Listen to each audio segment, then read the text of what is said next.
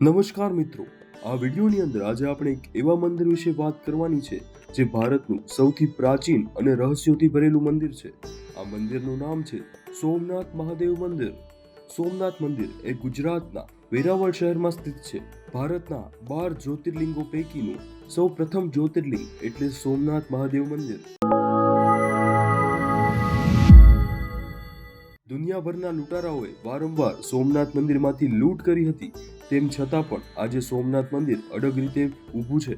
એવું કહેવાય છે કે આ મંદિરને લગભગ 17 વાર તોડવામાં આવ્યું હતું, પણ 1947માં સરદાર વલ્લભભાઈ પટેલે સોમનાથ મંદિરનું પુનર્નિર્માણ કરાવ્યું અને એટલા માટે જ આજે પણ સરદાર વલ્લભભાઈ પટેલનું સ્ટેચ્યુ મંદિરના આંગણમાં મૂકવામાં આવ્યું છે. હિન્દુ ધર્મના પુરાણો અને ગ્રંથોમાં લખ્યા પ્રમાણે સોમનાથ મંદિરની સ્થાપના એ સૌપ્રથમ ચંદ્રદેવ દ્વારા કરવામાં આવી હતી. જે કથા ખૂબ જ પ્રચલિત છે અને યુટ્યુબમાં ઘણા બધા વિડીયોની અંદર તમને એ સાંભળવા મળી જશે. કહેવાય છે કે સોમનાથ મંદિરના દર્શન માત્રથી જ મનુષ્યને મોક્ષની પ્રાપ્તિ થાય છે.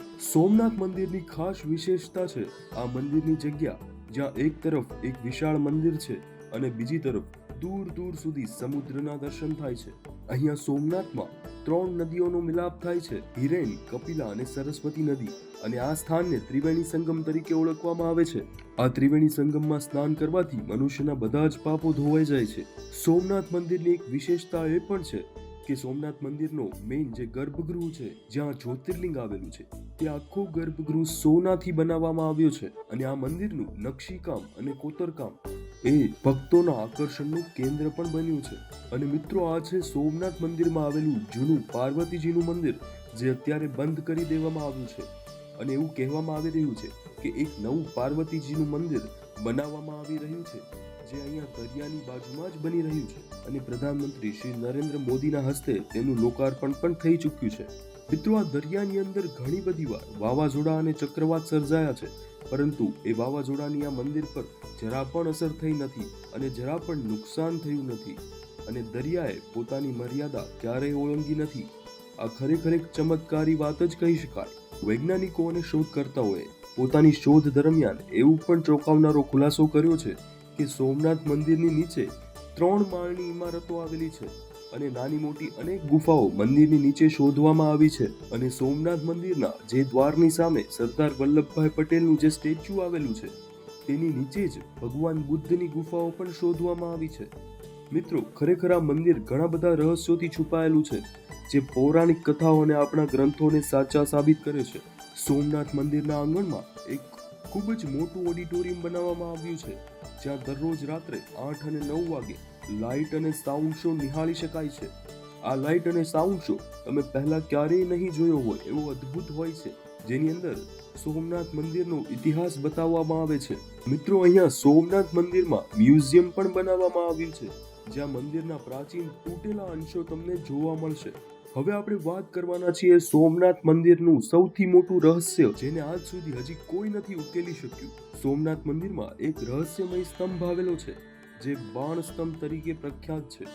આ બાણ સ્તંભના રહસ્યો જાણીને બધા જ વૈજ્ઞાનિકો પણ દંગ રહી ગયા. આ સ્તંભ કેટલા સમયથી અહીંયા છે તેના વિશે કોઈ જાણતું નથી.